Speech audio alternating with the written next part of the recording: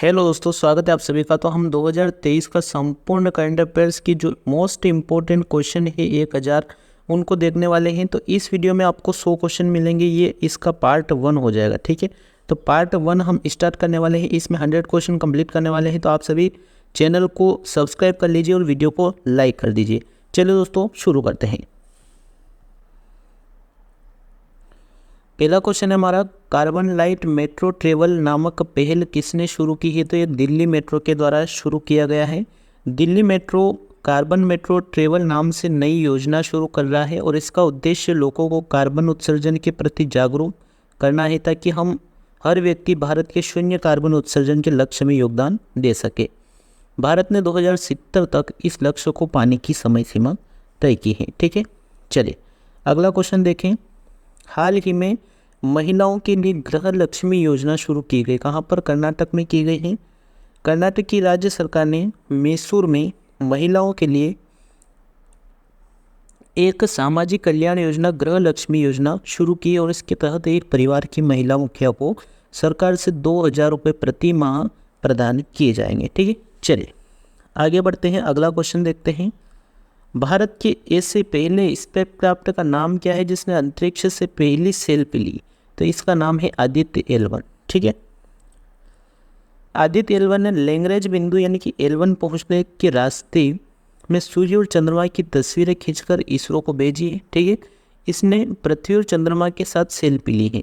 कब हुआ था आदित्य L1 लॉन्च? देखिए, इसे 2 सितंबर को PSLV C57 को एक्सेल वर्जन रॉकेट से श्रीहरिकोटा से सतीश धवन स्पेस सेंटर से लॉन्च किया गया था और 4 महीने बाद 15 लाख किलोमीटर दूरी तय कर L1 पॉइंट पर पहुंचेगा, ठीक है। चलिए अगले क्वेश्चन की ओर बढ़ते हैं। किस देश ने मधुमक्खियों के लिए दुनिया के पहले टीके के उपयोग को मंजूरी दी है? तो ये अमेरिका के द्वारा दी गई है, ठीक है। यह अमेरिका फुल ब्रेड रोग से होने वाली मौतों को रोकने के लिए बनाया गया है। यह टीका शुरू में वाणिज्यिक मधुमक्खी पालकों के लिए उपलब्ध होगा और इसका उद्देश्य बैक्टीरियम पेनिवेसिलम लाओ के कारण होने वाली अमेरिकी फुल फ्रूट बीमारी से बचाव करना है, ठीक है। चलिए अगले क्वेश्चन की ओर बढ़ते हैं। अगला क्वेश्चन है, इजराइल के दोबारा प्रधानमंत्री कौन बने हैं? तो ये बने हैं बेंजामिन नेतन्याहू जी, ठीक है। चलिए इनके बारे में देखते हैं। राजधानी है जेरूसलम हो जाएगी, प्रधानमंत्री बेंजामिन नेतन्याहू जी, और मुद्रा है नई शेकेल, ठीक है। आगे बढ़ते हैं, अगला क्वेश्चन देखते हैं। हाल ही में एक दिवसीय क्रिकेट में सबसे तेज यानी कि 13,000 रन बनाने वाले बल्लेबाज बन गए, तो ये विराट कोहली बन गए हैं, ठीक है। इंपॉर्टेंट पॉइंट देखते हैं इसके बारे में।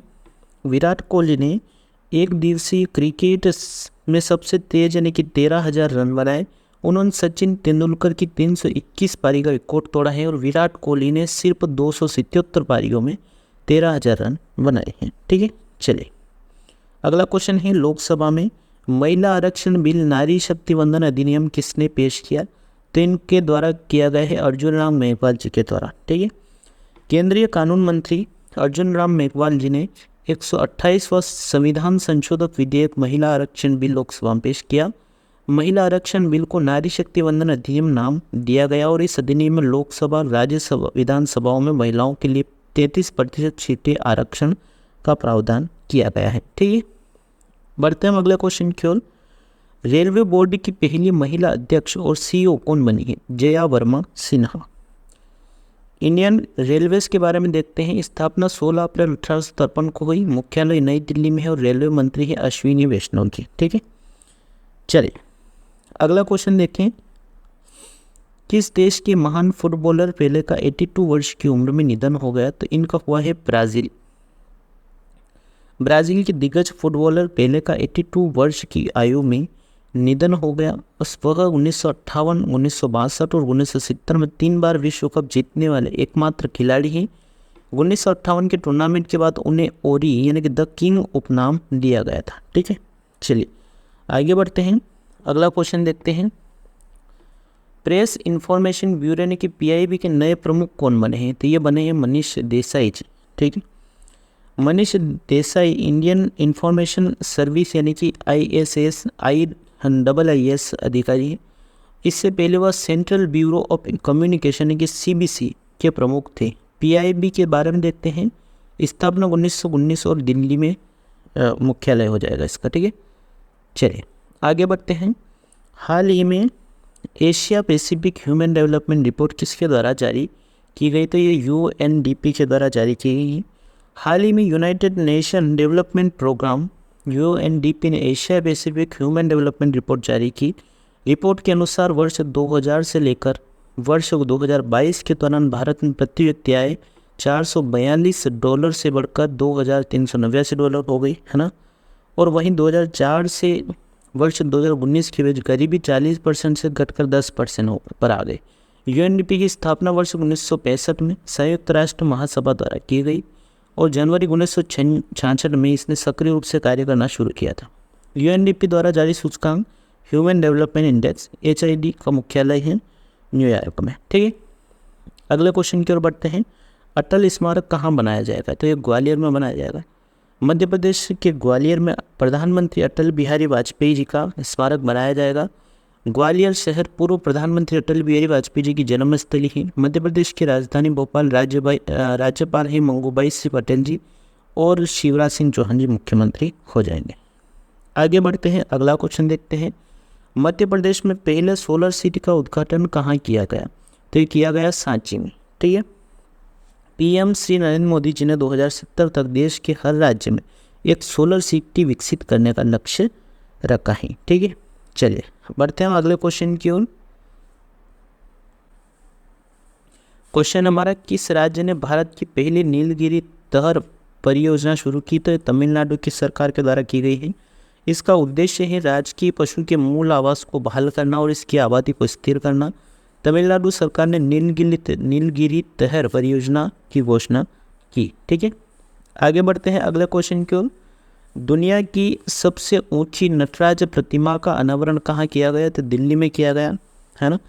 और भारत मंडपम में नटराज की 27 फीट ऊंची प्रतिमा स्थापित की गई, जो नई दिल्ली में G20 शिखर सम्मेलन का स्थल है। और इसका निर्माण तमिलनाडु के तंजावुर जिले के स्वामी मनाई में मूर्तिकार राधाकृष्णन स्थापति और उनकी टीम ने किया है, ठीक है। चलिए बढ़ते हैं अगले क्वेश्चन की ओर। दुनिया का पहला पोर्टेबल अस्पताल यानी कि आरोग्य मैत्री क्यूब कहाँ पर लॉन्च किया गया? तो ये गुजरात में किया गया है। भारत ने दुनिया का सबसे छोटा इमरजेंसी अस्पताल तैयार किया। इसे आरोग्य मंत्री क्यूब पर नाम दिया, आयोग मैत्री, है ना, आरोग्य मैत्री, ठीक है। युद्ध के मैदान में डिजास्टर की लोकेशन पर इस अस्पताल को ले जाकर ऑपरेशन थिएटर को 8 से 10 मिनट में तैयार किया जा सकता है, जिससे मरीजों को समय पर उपचार किया जा सके, ठीक है। अगला क्वेश्चन है, अंतर्राष्ट्रीय साक्षरता दिवस कब मनाया गया? तो यह 8 सितंबर को मनाया गया। अंतर्राष्ट्रीय साक्षरता प्रति वर्ष 8 सितंबर 2023 को मनाया जाता है। थीम है इसकी 2023 की परिवर्तनशील दुनिया के लिए साक्षरता को बढ़ावा देना, टिकाऊ और शांतिपूर्ण समाजों की नींव का निर्माण विषय के तहत अंतर्राष्ट्रीय साक्षरता दिवस मनाएगा, ठीक है। चलिए अगला क्वेश्चन देखते हैं। भारत की अध्यक्षता में 18वें G20 समिट की थीम क्या है? तो इनकी थीम है वसुदेव कुटुंबकम, एक पृथ्वी एक परिवार एक भविष्य, ये पूरी, ठीक है। वसुदेव कुटुंबकम या फिर इंग्लिश में लिखा हुआ आ जाए one earth one family one future, ठीक है। या फिर हिंदी में आ जाए एक पृथ्वी एक परिवार एक भविष्य, कोई सा भी एग्जाम में आ सकता है। अगला क्वेश्चन है, हाल ही में बिहार का स्टेट आइकॉन किसे नियुक्त किया गया है? मैथिली ठाकुर को, जो कि एक गायक हैं, ठीक है। मैथिली ठाकुर एक गायक भी और बिहार स्टेट की आइकॉन बनी है, ठीक है। अगला क्वेश्चन देखते हैं। भारत की रक्षा परियोजना में 100% FDI हासिल करने वाली पहली विदेशी कंपनी साब बनी है। इसके बारे में देखते हैं। स्वीडन की साब कंपनी भारत की रक्षा परियोजना में 100% FDI हासिल करने वाली पहली विदेशी कंपनी बन गई। FDI के बारे में देखते हैं। फॉरेन डायरेक्ट इन्वेस्टमेंट इसका फुल फॉर्म हो जाएगा, है ना। भारत पहले रक्षा क्षेत्र में 74% FDI की ही अनुमति देता है। अगला क्वेश्चन देखते हैं। भारत ने हाल ही में कम दूरी की किस बैलिस्टिक मिसाइल का सफल परीक्षण किया? तो ये किया है प्रलय का, प्रलय नाम की, ठीक है। हाँ, भारत ने हाल ही में ओडिशा तट के अब्दुल कलाम द्वीप से सतह से सतह पार करने वाली कम दूरी की बैलिस्टिक मिसाइल प्रलय का सफलतापूर्वक परीक्षण किया और इस मिसाइल को defence research and development organisation यानी कि DRDO द्वारा विकसित किया गया। इसे चीन और पाकिस्तान की सीमा के पास तैयार करने के लिए विकसित किया गया। DRDO के बारे में देखते हैं। 1958 में स्थापना हो, मुख्यालय दिल्ली में और अध्यक्ष समीर कामत हो जाएंगे। ठीक है, अगला क्वेश्चन है राष्ट्रीय आयुर्वेद दिवस 2023 की थीम क्या है? Ayurveda for one health. क्या है? Ayurveda for one health. ठीक है, भारत हर साल धन्वंतरि जयंती यानी कि धनतेरस के अवसर पर राष्ट्रीय आयुर्वेद दिवस मनाता है। आयुर्वेद दिवस 2023 की थीम एक स्वास्थ्य के लिए आयुर्वेद यानी कि आयुर्वेद फॉर वन हेल्थ। ठीक है, यह पहल 2016 में आयुर्वेद को मुख्य धारा में बढ़ावा देने के उद्देश्य से शुरू की गई है। अगला क्वेश्चन देखते हैं। हाल ही में पहली बार म्यांमार और रूस के बीच मारूमेक्स अभ्यास का आयोजन कहाँ किया गया? तो अंडमान निकोबार, अंडमान सागर में किया गया। ठीक है, चलिए अगला क्वेश्चन है हमारा, हाल ही में किस राज्य में 10वां कलिंगा साहित्य महोत्सव आयोजित किया गया है? तो ये ओडिशा के द्वारा किया गया है। कलिंगा साहित्य महोत्सव का 10वां संस्करण legend of ancient Bharat and design inspiring live experience in the 21वीं सेंचुरी थीम के साथ 9 से 11 फरवरी 2024 तक भुवनेश्वर में आयोजित किया जाएगा। ठीक है, ओडिशा की राजधानी हो जाएगी भुवनेश्वर और मुख्यमंत्री नवीन पटनायक साहब और राज्यपाल रमेश बैस साहब हो जाएंगे। ठीक है, अगले क्वेश्चन की ओर बढ़ते हैं। हाल ही में भारत का नया महासर्वेक्षक किसे नियुक्त किया गया? हितेश कुमार एस मकवाना साहब को। ठीक है, भारत का नया महासर्वेक्षक। हाल ही में भारतीय प्रशासनिक सेवा यानी कि IAS के वरिष्ठ अधिकारी हितेश कुमार एस मकवाना को भारत का नया महासर्वेक्षक नियुक्त किया गया है। ठीक है, चलिए अगला क्वेश्चन है। हाल ही में 16.1 मिलियन टन कार्गो संभालने वाला भारत का पहला बंदरगाह कौन सा बना? तो ये बना है मुद्रा पोर्ट। कौन सा बना है? मुद्रा port. Adani ports and special economic zone के प्रमुख मुद्रा पोर्ट ने अक्टूबर 2023 में 16.1 मिलियन मीट्रिक टन MMT से अधिक कार्गो को संभालने सहित उल्लेखनीय उपलब्धि हासिल की है। ठीक है, चलिए अगला क्वेश्चन है। किस बैंक को business change maker of the year 2023 से सम्मानित किया गया? तो रिजर्व बैंक ऑफ इंडिया को किया गया है। ठीक, भारतीय रिजर्व बैंक यानी कि RBI को change maker of the year पुरस्कार से सम्मानित किया गया। यह सम्मान द हिंदू बिजनेस लाइन द्वारा स्थापित पुरस्कार है। यह पुरस्कार समाज में असाधारण योगदान देने वाले व्यक्तियों और संगठनों को प्रदान किया जाता है। चलिए अगला क्वेश्चन देखते हैं। क्वेश्चन हमारे, शांति और विकास के लिए विश्व विज्ञान दिवस मनाया जाता है? तो ये 10 नवंबर को मनाया जाता है। शांति और विकास के लिए विश्व विज्ञान दिवस हर साल 10 नवंबर को मनाया जाता है। उद्देश्य इसका लोगों को विज्ञान के क्षेत्र में उनके विकास के बारे में जागरूक करने के साथ ही उससे जुड़ी जरूरी जानकारियाँ देना। 2023 की थीम हो जाएगी विज्ञान में विश्वास बनाना। ठीक है, पहला दिवस 10 नवंबर 2002 को दुनिया भर में मनाया गया था। 11 फरवरी को विज्ञान में महिलाओं और बालिकाओं का अंतर्राष्ट्रीय दिवस मनाया जाता है। 28 फरवरी को राष्ट्रीय विज्ञान दिवस मनाया जाता है। ये भी ध्यान में रखना बहुत ही इम्पोर्टेंट साबित होता है। अगला क्वेश्चन है, चांद पर चंद्रयान 3 के लैंडिंग पॉइंट का नामकरण क्या किया गया? तो ये नामकरण किया गया शिव शक्ति पॉइंट। ठीक है, PM नरेंद्र मोदी जी द्वारा इसका नाम रखा गया है। हाल ही में चुनाव आयोग ने किस राज्य में मिशन 929 शुरू किया है? तो ये किया है त्रिपुरा में। ठीक है, भारत के चुनाव आयोग के बारे में देखते हैं। 25 जनवरी 1950 को पटना मुख्यालय इसका नई दिल्ली में हो जाएगा। अगला क्वेश्चन देखते हैं। इसरो गगनयान मिशन के लिए किस महिला रोबोट को अंतरिक्ष में भेजने की तैयारी कर रहा है? तो यह व्योम मित्र, इसका नाम क्या है? व्योम मित्र नाम है इसका। ठीक है, चंद्रयान 3 की सफलता के बाद भारत का अगला मिशन है गगनयान, है ना। और इसका मकसद यह तय करना है कि मानव मिशन के समय यह स्पेसक्राफ्ट उसी रूट से लौटे जिससे गया है। फिर स्पेसक्राफ्ट की सफल टेस्टिंग के बाद एक महिला रोबोट व्योम मित्र को अंतरिक्ष में भेजा जाएगा और यह इंसान की तरह सारी एक्टिविटीज़ कर सकेगी। ठीक है, चलिए अगले क्वेश्चन की ओर बढ़ते हैं। क्वेश्चन हमारा, हाइड्रोजन संचालित ट्रेन शुरू करने वाला एशिया का पहला देश ये चीन बन गया। चीन हाइड्रोजन संचालित शहरी ट्रेनों को लॉन्च करने वाला एशिया का पहला और दुनिया का दूसरा देश बन गया।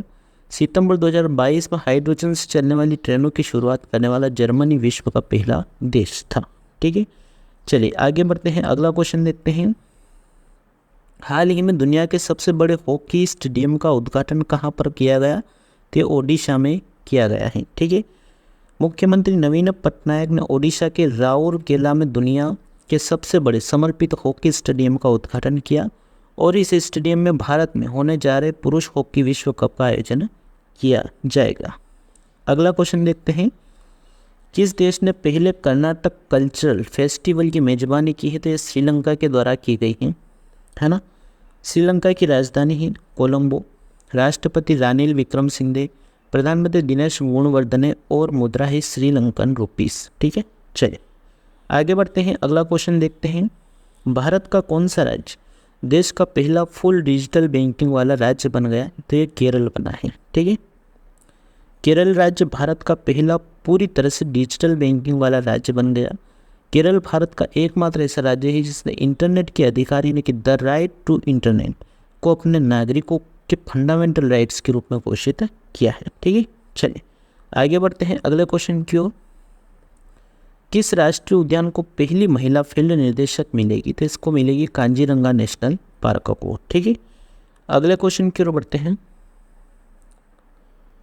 भारत का पहला एआई स्कूल कहाँ लॉन्च किया गया, तो ये केरल में किया गया है। एआई स्कूल यानी कि आर्टिफिशियल इंटेलिजेंस। ठीक है, भारत का पहला एआई स्कूल केरल की राजधानी तिरुवनंतपुरम में लॉन्च किया गया। स्कूल शांतिगिरी विद्या भवन सीखने के अनुभव को बेहतर बनाने के लिए आर्टिफिशियल इंटेलिजेंस यानी कि एआई प्रौद्योगिकियों का उपयोग करता है। ठीक है, और इसके बारे में एआई स्कूल का उद्देश्य छात्रों को तकनीकी रूप से संचालित शैक्षिक अनुभव प्रदान करना है और सबसे पहले एआई स्कूल कक्षा 8 से 12 तक के छात्रों के लिए होगा। ठीक है, चलिए आगे बढ़ते हैं। अगला क्वेश्चन देखते हैं। चलिए अगला क्वेश्चन है हमारा, मिस अर्थ इंडिया 2023 का खिताब किसने जीता, प्रियन सेन ने जीता है।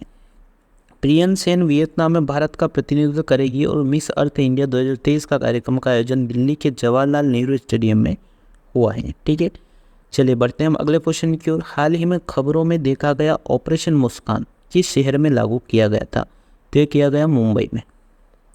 आगे बढ़ते हैं, इसके बारे में देखते हैं। गृह मंत्रालय की परियोजना ऑपरेशन मुस्कान के तहत इस साल 2023 अब तक मुंबई पुलिस ने 5000 से अधिक नाबालिगों को बचाया और इसका उद्देश्य लापता बच्चों को ढूंढना, उन्हें बचाना और पुनर्वास करना है।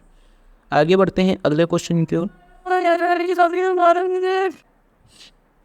अगला क्वेश्चन है हमारा, वन नेशन वन इलेक्शन पर एक कमेटी का गठन किया गया। इसका अध्यक्ष किसे बनाया गया, रामनाथ कोविंद जी को, जो कि हमारे भारत के पूर्व राष्ट्रपति हैं। अभी कौन है राष्ट्रपति, द्रौपदी मुर्मू जी। ठीक है, चलिए केंद्र सरकार ने एक चुनाव की संभावना तलाशने के लिए पूर्व राष्ट्रपति रामनाथ कोविंद जी को अध्यक्षता में एक समिति गठित की गई है। ठीक है, चलिए बढ़ते हैं हम अगले क्वेश्चन की ओर साथियों। राष्ट्रीय युवा दिवस किसकी जयंती के उपलक्ष्य में मनाया जाता है, तो ये मनाया जाता है स्वामी विवेकानंद जी की जयंती में। ठीक है, भारत में प्रतिवर्ष स्वामी विवेकानंद की जयंती को राष्ट्रीय युवा दिवस के रूप में मनाया जाता है। उन्होंने 1893 में शिकागो में धर्म संसद में अपना प्रसिद्ध भाषण दिया था। उनका जन्म 12 जनवरी 1863 को हुआ था। उनका मूल नाम नरेंद्र नाथ दत्ता था। ठीक है, चलिए आगे बढ़ते हैं। अगला क्वेश्चन देखते हैं। यूक्रेन शांति शिखर सम्मेलन 2023 का आयोजन कहाँ हुआ, तो ये सऊदी अरब में हुआ है। इस सम्मेलन का उद्देश्य क्या है, रूस और यूक्रेन युद्ध का हल निकालना और शांति स्थापित करना। ठीक है, आगे बढ़ते हैं।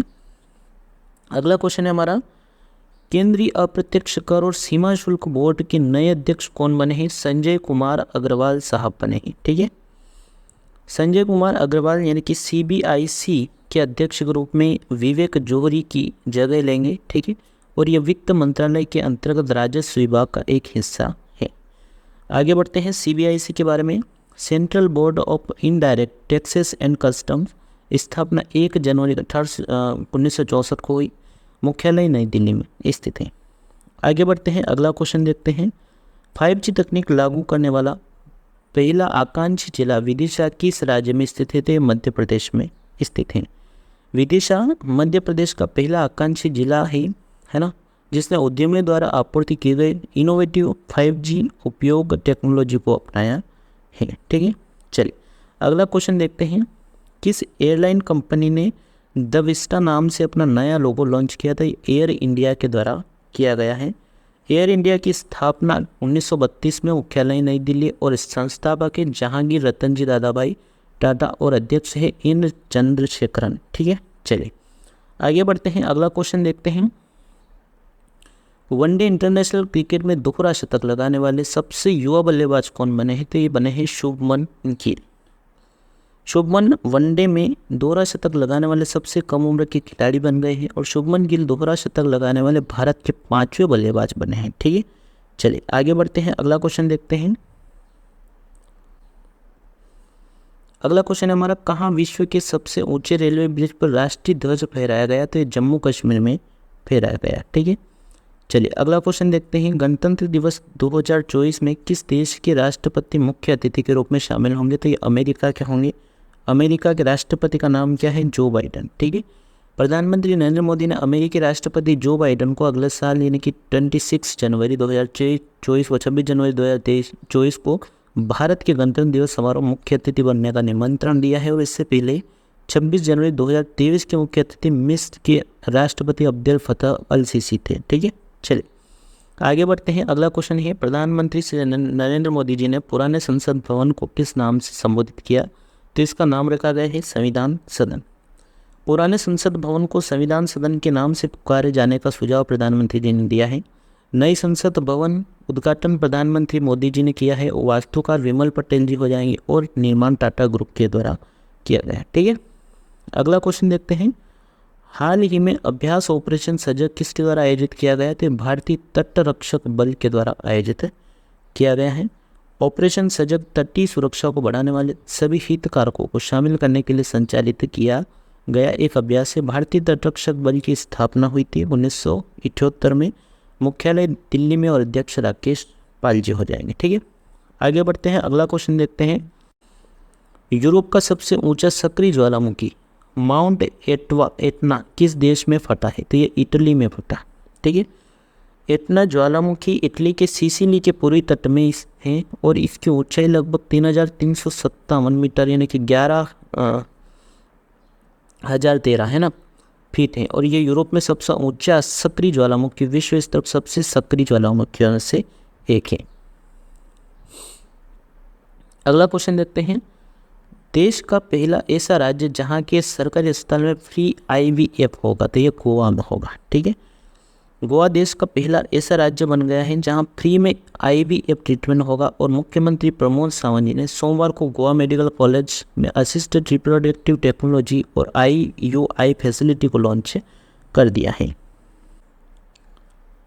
चलिए अगला क्वेश्चन है। PM मोदी ने प्रधानमंत्री गरीब कल्याण अन्न योजना यानी कि PMGKAY का विस्तार कब तक करने का ऐलान किया है? तो 2028 तक करने का ऐलान किया गया है।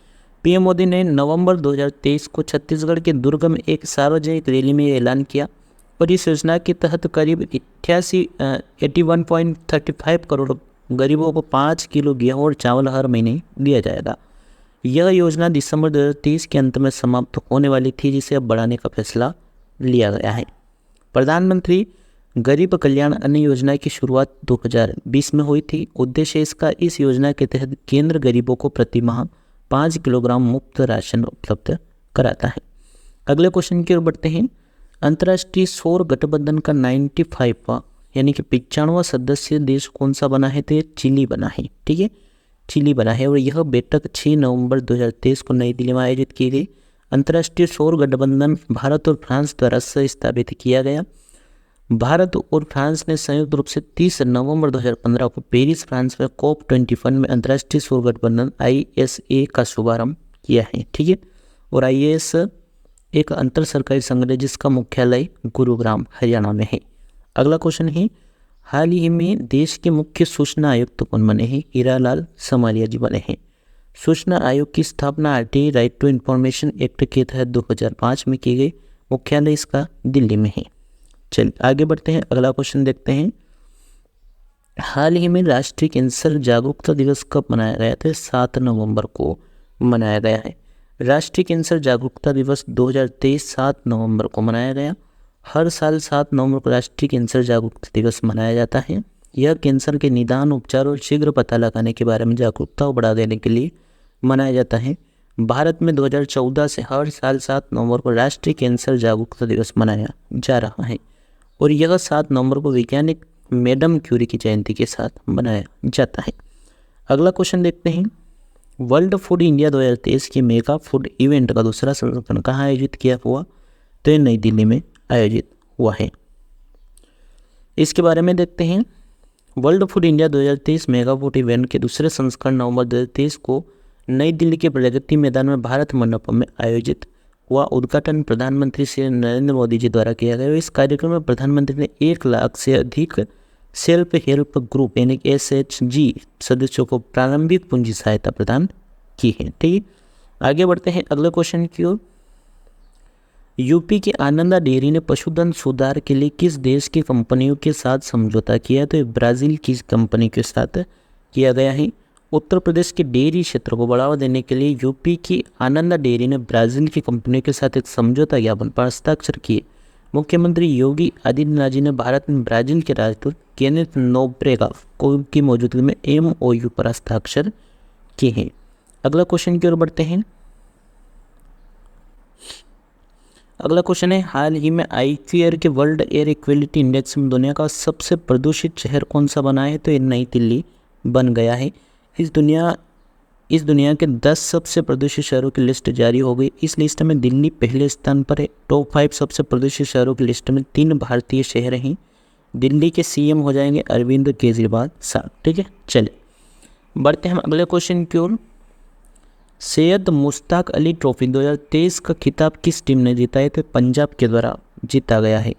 हाल ही में पंजाब की टीम ने पहली बार सैयद मुश्ताक अली ट्रॉफी का खिताब अपने नाम किया। पंजाब ने हाई स्कोरिंग फाइनल में वडोदरा को शिकस्त देकर जीत अपने नाम की है। सैयद मुश्ताक अली ट्रॉफी के बारे में देखते हैं। भारत में T20 क्रिकेट गर्ल टूर्नामेंट को BCCI द्वारा आयोजित कराया गया। BCCI स्थापना 1928 में हुई। मुख्यालय मुंबई में स्थित है। ठीक है, आगे बढ़ते हैं अगला क्वेश्चन देखते हैं। भारत अमेरिका के शहर में नया वाणिज्य दूतावास खोलेगा? तो ये सिएटल में खोला जाएगा। भारत अमेरिका के सिएटल में नया वाणिज्य दूतावास खोलेगा। इस फैसले की घोषणा 2016 में PM मोदी और तत्कालीन अमेरिकी राष्ट्रपति बराक ओबामा के बीच बातचीत के बाद भारत अमेरिका संयुक्त बयान में की गई। इस फैसले से अमेजन, माइक्रोसॉफ्ट, बोइंग और अन्य बड़ी तकनीकी कंपनियों को बढ़ावा मिलेगा। अगले क्वेश्चन की ओर बढ़ते हैं। महेश्वर मोहंती किस राज्य की विधानसभा के अध्यक्ष थे जिनका हाल ही में निधन हो गया? तो ये ओडिशा के थे। कहाँ के? ओडिशा के थे। ओडिशा विधानसभा के पूर्व अध्यक्ष महेश्वर मोहंती का 67 वर्ष की आयु में निधन हो गया और 5 बार पुरी निर्वाचन क्षेत्र से ओडिशा विधानसभा के लिए चुने गए थे। वर्तमान में ओडिशा विधानसभा के अध्यक्ष कौन है? प्रमीला मलिक जी है। ठीक है, आगे बढ़ते हैं।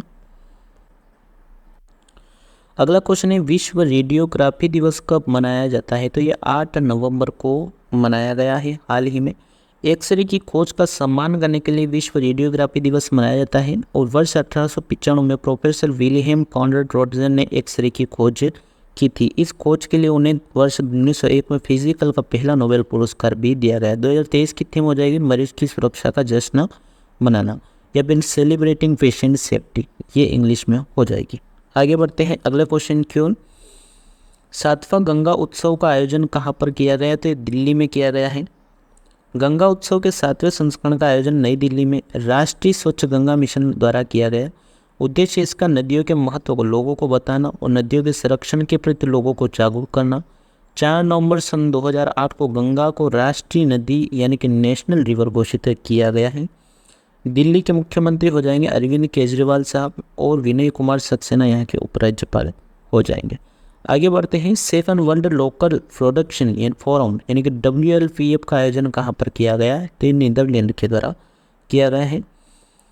केंद्रीय रसायन और स्थानीय राज्य मंत्री श्री भगवान कुबा ने नीदरलैंड के हेग में आयोजित 7 वर्ल्ड लोकल प्रोडक्शन फोरम में भाग लिया। पहला वर्ल्ड लोकल प्रोडक्शन फोरम का आयोजन 2021 में किया गया था और वर्ल्ड लोकल प्रोडक्शन फोरम विश्व स्वास्थ्य संगठन की एक पहल है। इसका उद्देश्य दवा और अन्य चिकित्सा प्रौद्योगिकी को अधिक व्यापक रूप से उपलब्ध कराना।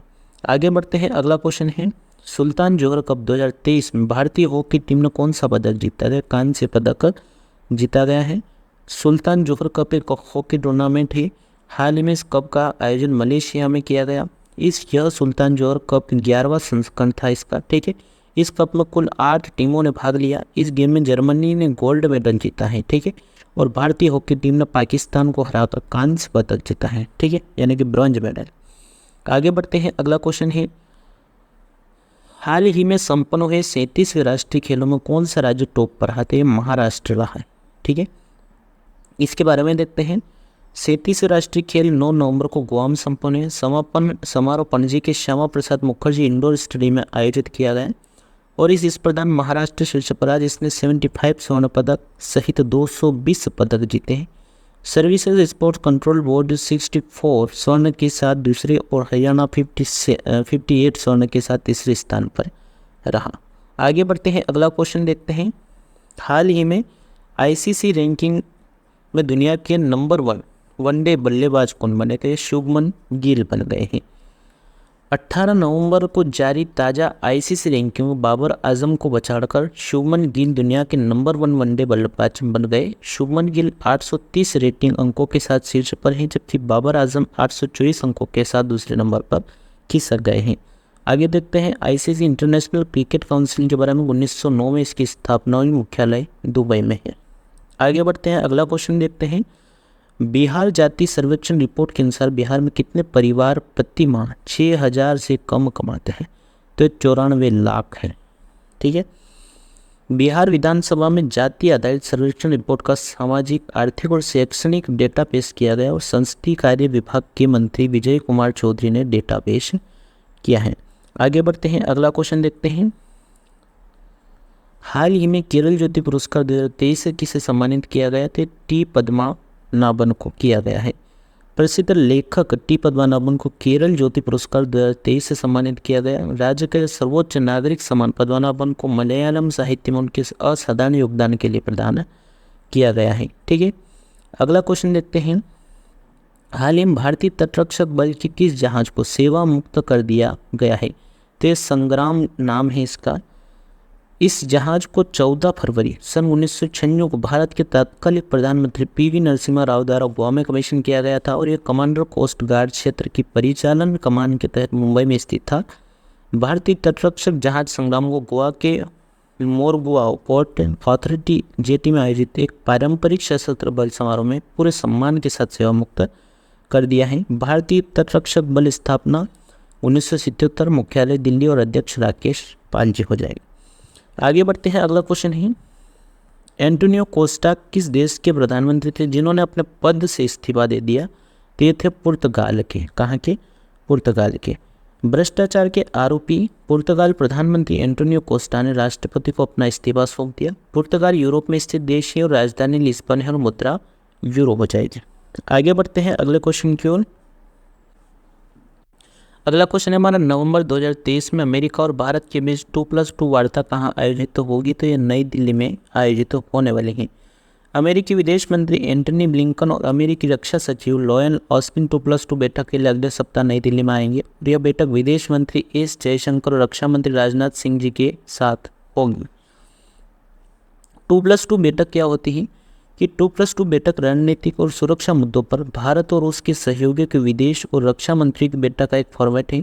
भारत ने 4 प्रमुख रणनीतिक साझेदारों अमेरिका, ऑस्ट्रेलिया, जापान और रूस के साथ 2+2 बैठक की है। आगे बढ़ते हैं, अगला क्वेश्चन देखते हैं। चुनाव आयोग ने चुनावी साक्षरता को बढ़ावा देने के लिए किसके साथ समझौता किया? तो शिक्षा मंत्रालय के साथ किया गया है। इसका उद्देश्य है सभी स्कूलों में कक्षा 6 से 12वीं तक के शिक्षा और चुनावी साक्षरता को शामिल करना है। शिक्षा मंत्री कौन है? धर्मेंद्र प्रधान साहब, ठीक है। आगे बढ़ते हैं अगला क्वेश्चन की ओर। हाल ही में किसके द्वारा लिखित पुस्तक सिंधिया और 1857 का विमोचन किया गया? तो ये राकेश पाठक जी के द्वारा किया गया है। अशोक टंडन द्वारा लिखित रिवर्स स्विंग को लॉन्च किया गया। विवेक अग्निहोत्री ने अपनी नई पुस्तक the book of life my dance with Buddha for success launch की। किसके द्वारा? विवेक अग्निहोत्री जी द्वारा। लीना कुमार ने अपनी पुस्तक द ऑटोबायोग्राफी ऑफ गॉड जारी की है। ये किसकी है? लीना कुमार की। आगे बढ़ते हैं अगले क्वेश्चन की ओर। अगला क्वेश्चन है, पारूमला पेरूनल उत्सव किस राज्य में मनाया जाता है? तो ये केरल में मनाया जाता है। यह केरल राज्य में मनाया जाने वाला सबसे महत्वपूर्ण त्योहारों में से एक है। मलयालम में पेरुनाल स्थानीय भाषा का अर्थ भव्य त्योहार या उत्सव है और यह एक सप्ताह तक चलने वाला धार्मिक त्योहार है। केरल की राजधानी हो जाएगी तिरुवनंतपुरम और मुख्यमंत्री है पी विजयन जी। ठीक है, आगे बढ़ते हैं अगले क्वेश्चन की ओर। हाल ही में केरल ज्योति पुरस्कार 2023 से सम्मानित किसे किया गया? टी पद्मा नाभन जी को किया गया है। इसके बारे में यहाँ पर दी गई है डिटेल। आगे बढ़ते हैं, अगला क्वेश्चन है हाल ही में विश्व सुनामी जागरूकता दिवस कब मनाया गया? तो 5 नवंबर को मनाया गया है। 2023 की थीम है लचीले भविष्य के लिए असमानता से लड़ना। भारतीय नौसेना सेलिंग चैंपियनशिप का आयोजन कहाँ किया गया? तो मुंबई में किया गया। भारतीय नौसेना की सबसे बहुप्रतिष्ठित नौकायन रेगाटा भारतीय नौसेना सेलिंग चैंपियनशिप का आयोजन किया जाएगा। भारतीय नौसेना स्थापना 26 जनवरी 1950 को नई दिल्ली में इसका मुख्यालय हो जाएगा। आगे बढ़ते हैं अगला क्वेश्चन की ओर। हाल ही में किस देश ने 44वां अंटार्कटिका वैज्ञानिक अभियान शुरू किया है? तो ये जापान के द्वारा किया गया है। हाल ही में किस राज्य ने के हाई कोर्ट ने महादेव वन्यजीव अभ्यारण्य में टाइगर रिजर्व के गठन का आदेश दिया है? तो गोवा के द्वारा दिया गया है। हाल ही में किस शहर में रन फॉर यूनिटी कार्यक्रम का आयोजन किया जाएगा? तो लखनऊ में किया जाने वाला है। ठीक है, अगला क्वेश्चन है हाल ही में कौन सी राज्य सरकार गाय जनगणना कराएगी? तो ये उत्तर प्रदेश की सरकार के द्वारा किया जाने वाला कार्य है। उत्तर प्रदेश सरकार राज्य भर में गायों की जनगणना कराएगी। जनगणना 3 श्रेणियों में की जाएगी। उन श्रेणियों में पशुपालकों के पास निराश्रित पशुओं, सड़कों पर छोड़ी गई गायों और काना उपवनों की संख्या निर्धारित करना शामिल है। यूपी के सीएम ने जियो टैगिंग लागू करने का आदेश भी दे दिया है। पहले चरण में गायों की गिनती की जाएगी। अगले चरण में सरकार गायों को उपयुक्त आवास उपलब्ध कराने के लिए एक योजना बनाएगी और लागू करेगी। उत्तर प्रदेश की राजधानी लखनऊ है। मुख्यमंत्री योगी आदित्यनाथ जी हैं और राज्यपाल आनंदीबेन पटेल हैं। ठीक है, आगे बढ़ते हैं अगले क्वेश्चन की ओर। हाल ही में चाणक्य रक्षा संवाद 2023 का आयोजन कहाँ किया गया है? तो दिल्ली में किया गया है। हाल ही में नई दिल्ली में चाणक्य रक्षा संवाद 2023 का नवंबर 2023 में आयोजन किया गया और इस संवाद को उपराष्ट्रपति जगदीप धनखड़ ने संबोधित किया है। इस संवाद में AI, robotics, quantum semiconductor, biotech और ड्रोन और हाइपरसोनिक जैसी नई तकनीक पर चर्चा की जाएगी। अगले क्वेश्चन की ओर बढ़ते हैं। किस राज्य सरकार ने हाल ही में प्रोजेक्ट डॉल्फिन को लागू करने का आदेश जारी किया है? तो तमिलनाडु सरकार के द्वारा किया गया है। हाल ही में तमिलनाडु सरकार ने भारत सरकार के वन्यजीव आवास कार्यक्रम के एकीकृत विकास के तहत प्रोजेक्ट डॉल्फिन को लागू करने का आदेश जारी किया है। इसे 2023-24 के दौरान 8.13 करोड़ रुपए की लागत से लागू किया जाएगा। इसके तहत 60% राशि केंद्र सरकार देगी और वहीं शेष लागत राज्य सरकार वहन करेगी। तमिलनाडु की राजधानी चेन्नई है और M.K. स्टालिन यहाँ के मुख्यमंत्री हो जाएंगे। अगले क्वेश्चन की ओर बढ़ते हैं। नाटो ने शीत युद्ध सुरक्षा संधि को औपचारिक रूप से निलंबित कर दिया। नाटो का मुख्यालय कहाँ पे है? तो ये ब्रुसेल्स में है। कहाँ पर है? ब्रुसेल्स में। North Atlantic Treaty Organisation NATO ने हाल ही में शीत युद्ध युग की सुरक्षा संधि को औपचारिक रूप से निलंबित करने की घोषणा की है। NATO North Atlantic Treaty Organisation, ठीक है, स्थापना 4 अप्रैल 1949 को और मुख्यालय ब्रुसेल्स बेल्जियम में स्थित हो जाएगा। आगे बढ़ते हैं अगले क्वेश्चन की ओर। अक्टूबर 2022 से सितंबर 2023 तक अमेरिका में अवैध रूप से घुसने वाले कितने भारतीयों को गिरफ्तार किया गया है? तो 96,917 को गिरफ्तार किया गया है। US customs and border protection data के अनुसार अक्टूबर 2022 से सितंबर 2023 तक अमेरिका में अवैध रूप से घुसने वाले 96,917 भारतीयों को गिरफ्तार किया गया। 96,917 भारतीयों में से 30,010 भारतीय यूएस कनाडा बॉर्डर पर पकड़े गए। इसके अलावा 41,770 भारतीय यूएस मैक्सिको बॉर्डर पर पार करते हुए गिरफ्तार किए गए। ठीक है, अमेरिकी सांसद जेम्स लैंगफोर्ड ने बताया कि ये भारतीय बहाना देते हैं कि उन्हें अपने देश भारत में डर लगता है। ऐसा कहकर ये लोग अंतर्राष्ट्रीय कानून का सहारा लेते हैं जिसके अनुसार वे शरणार्थी माने जाते हैं। अगले क्वेश्चन की ओर बढ़ते हैं। वनडे विश्व कप इतिहास में सबसे तेज दोहरा शतक लगाने वाले बल्लेबाज कौन बने हैं? ग्लेन मैक्सवेल बन गए हैं। ऑस्ट्रिया के ऑलराउंडर ग्लेन मैक्सवेल वनडे विश्व कप इतिहास सबसे तेज दोहरा शतक लगाने वाले बल्लेबाज बन गए। मैक्सवेल पुरुष वनडे क्रिकेट में दोहरा शतक बनाने वाले पहले गैर सलामी बल्लेबाज भी बन गए हैं। आगे बढ़ते हैं। अगला क्वेश्चन है हमारा, किस देश की प्रधानमंत्री शेख हसीना दुनिया की सबसे लंबे समय तक शासन करने वाली महिला प्रमुख बनी है तो बांग्लादेश की प्रधानमंत्री है।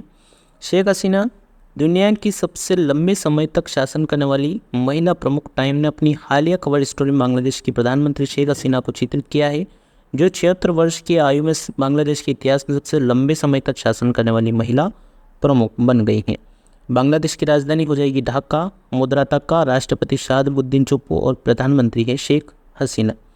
आगे बढ़ते हैं, अगला क्वेश्चन है लोन टेनिस में किस खिलाड़ी ने पेरिस मास्टर का खिताब अपने नाम किया है? नोवाक जोकोविच के द्वारा किया गया है। स्टार टेनिस खिलाड़ी सर्बिया के नोवाक जोकोविच ने 7वीं बार पेरिस मास्टर का खिताब अपने नाम कर लिया। फाइनल में उन्होंने ग्रिगोर दिमित्रोव को हराया है। ठीक है, आगे बढ़ते हैं अगले क्वेश्चन की ओर। अगला क्वेश्चन है हमारा, आज़ादी के अमृत महोत्सव और मेरी माटी मेरा देश अभियान में कौन सा राज्य पहले स्थान पर रहा है? तो ये रहा है गुजरात। हाल ही में शीर्ष राज्यों, केंद्र शासित प्रदेश और मंत्रालयों को आज़ादी का अमृत महोत्सव मेरी माटी मेरा देश कार्यक्रम के लिए सम्मानित किया गया है। इन दोनों कार्यक्रमों के तहत गुजरात ने देश के राज्यों में शीर्ष स्थान हासिल किया। हरियाणा और राजस्थान संयुक्त रूप से दूसरे स्थान पर रही। केंद्र शासित प्रदेशों में जम्मू कश्मीर पहले स्थान पर। मंत्रालय में पहला स्थान विदेश मंत्रालय का रहा। रक्षा मंत्रालय दूसरे स्थान पर। रेल मंत्रालय, शिक्षा मंत्रालय संयुक्त रूप से तीसरे स्थान पर रहे हैं। यह पुरस्कार प्रधानमंत्री द्वारा नई दिल्ली में कर्तव्य पथ पर प्रदान किए गए। ठीक है, आगे बढ़ते हैं, अगला क्वेश्चन, हाल ही में किसके द्वारा one nation one registration platform launch किया गया? नेशनल मेडिकल कमीशन के द्वारा किया गया है। नेशनल मेडिकल कमीशन यानी कि एनएमसी भारत में डॉक्टरों के लिए one nation one registration platform launch किया जाएगा। उद्देश्य इसका जनता को भारत में काम करने वाले किसी भी के बारे में प्राप्त करने की अनुमति देना। देश के सभी डॉक्टरों के पास 2024 के अंत तक एक विशिष्ट पहचान संख्या यूनिक आईडी प्रदान करने की योजना है ये। और यह आईडी आयोग के एक आईटी प्लेटफॉर्म के साथ लिंक होगी, जिस पर संबंधित डॉक्टरों के सभी दस्तावेज, कोर्स, प्रशिक्षण, लाइसेंस के बारे में जानकारी उपलब्ध होगी। आगे बढ़ते हैं, अगला क्वेश्चन, हाल ही में किसे भारतीय रिजर्व बैंक का कार्यकारी निदेशक नियुक्त किया गया? तो मनोरंजन मिश्रा जी को किया गया है। भारतीय रिजर्व बैंक यानी कि आरबीआई ने मनोरंजन मिश्रा जी को कार्यकारी निदेशक एग्जीक्यूटिव डायरेक्टर नियुक्त किया। Reserve bank of India Bharat का केंद्रीय बैंक है। आरबीआई की स्थापना 1 अप्रैल 1935 को आरबीआई अधिनियम 1934 द्वारा की गई थी। मुख्यालय मुंबई में और गवर्नर शक्तिकांत दास जी हो जाएंगे।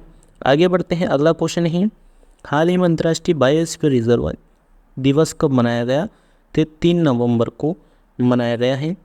3 नवंबर को दुनिया बायोस्फीयर रिजर्व के लिए अंतर्राष्ट्रीय दिवस मनाती है, जो यूनेस्को द्वारा 2022 में 41वें जनरल कॉन्फ्रेंस के दौरान स्थापित एक दिवस है।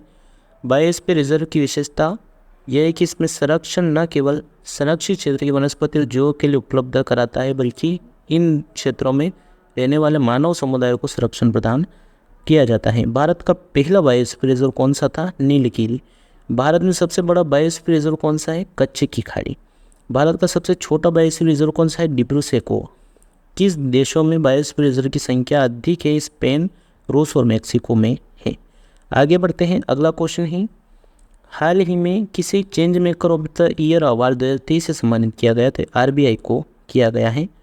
हाल ही में भारतीय रिजर्व बैंक को change maker of the year पुरस्कार से सम्मानित किया गया और रिजर्व बैंक ऑफ इंडिया को यह पुरस्कार कोरोना काल के दौरान किए गए उत्कृष्ट कार्यों के लिए दिया गया है। अगले क्वेश्चन की ओर बढ़ते हैं, हाल ही में EESL ने कहाँ राष्ट्रीय कुशल पाक कला कार्यक्रम शुरू किया है? तो ये नई दिल्ली में किया गया है। केंद्रीय ऊर्जा मंत्री RK सिंह राज्य की स्वामित्व वाली एनर्जी एफिशिएंसी सर्विसेज लिमिटेड की 2 परियोजनाएं शुरू की। EESL द्वारा राष्ट्रीय कुशल पाक कला कार्यक्रम NECP और ऊर्जा कुशल प्रशंसा कार्यक्रम पेश किए हैं। इन कार्यक्रमों का उद्देश्य है पूरे देश में 10 मिलियन ऊर्जा कुशल सीलिंग पंखे और 20 लाख इंडक्शन कुक स्टोव वितरित करना। नई दिल्ली के मुख्यमंत्री हो जाएंगे अरविंद केजरीवाल साहब और उपराज्यपाल है श्री विनय कुमार सक्सेना साहब। आगे बढ़ते हैं, अगला क्वेश्चन है, हाल ही में WHO ने किसे अपनी टीबी सलाहकार समूह में नियुक्त किया है? तो सारंग देव जी को किया गया है। प्रोफेसर सारंग देव को WHO ने अपनी टीबी सलाहकार समूह नियुक्त किया। प्रोफेसर सारंग देव को विश्व स्वास्थ्य संगठन यानी कि WHO द्वारा तपेदिक के लिए रणनीति और तकनीकी सलाहकार समूह के सदस्य के रूप में नियुक्त किया गया। यह नियुक्ति विशेषकर भारत में तपेदिक के खिलाफ लड़ाई में उनकी असाधारण विशेषज्ञता और योगदान को दर्शाती हैं। WHO के बारे में देखते हैं। वर्ल्ड हेल्थ ऑर्गेनाइजेशन इसका फुल नाम हो जाएगा और 7 अप्रैल 1948 को स्थापना हुई। मुख्यालय जेनेवा स्विट्जरलैंड में स्थित है। आगे बढ़ते हैं, अगला क्वेश्चन है, हाल ही में किसे श्री सोमनाथ ट्रस्ट के अध्यक्ष के रूप में चुना गया है? नरेंद्र मोदी जी को चुना गया है। प्रधानमंत्री नरेंद्र मोदी जी को गुजरात में सोमनाथ मनी ट्रस्ट का अध्यक्ष चुना गया, नियुक्त किया गया और नरेंद्र मोदी को अगले 5 साल के लिए ट्रस्ट का अध्यक्ष नियुक्त किया गया है। सोमनाथ मंदिर भारत के 12 ज्योतिर्लिंगों में से प्रथम ज्योतिर्लिंग है। आगे बढ़ते हैं, अगला क्वेश्चन देखते हैं, हाल ही में किस राज्य में भारत का पहला लेवेंडर फार्म बनाया गया है? तो ये जम्मू कश्मीर में बनाया गया है। भारत का पहला लेवेंडर फार्म जम्मू कश्मीर के कठुआ जिले के चल्ला गांव में बन रहा है और ये कृषि उत्पादन और किसान कल्याण विभाग के स्वामित्व वाली 2 हेक्टेयर भूमि में फैला हुआ है। ठीक है, आगे बढ़ते हैं, अगला क्वेश्चन है, हाल ही में किसी हीसर पेन का ब्रांड एम्बेसडर बनाया गया? तो ये रणवीर कपूर को बनाया गया है। मिलते हैं दोस्तों नेक्स्ट वीडियो में। वीडियो अच्छा लगा हो तो लाइक करना, चैनल को सब्सक्राइब कर लेना ऐसे करंट अफेयर्स की वीडियो देखने के लिए। और हम 1000 क्वेश्चन की सीरीज़ लेकर चल रहे हैं और इस वीडियो में हमने 100 क्वेश्चन कवर किए हैं। ऐसे पार्ट 2 भी आने वाला है जल्द ही। आप सभी इस वीडियो को जरूर देखिएगा और चैनल को सब्सक्राइब कर लीजिएगा। Thank you, all the best.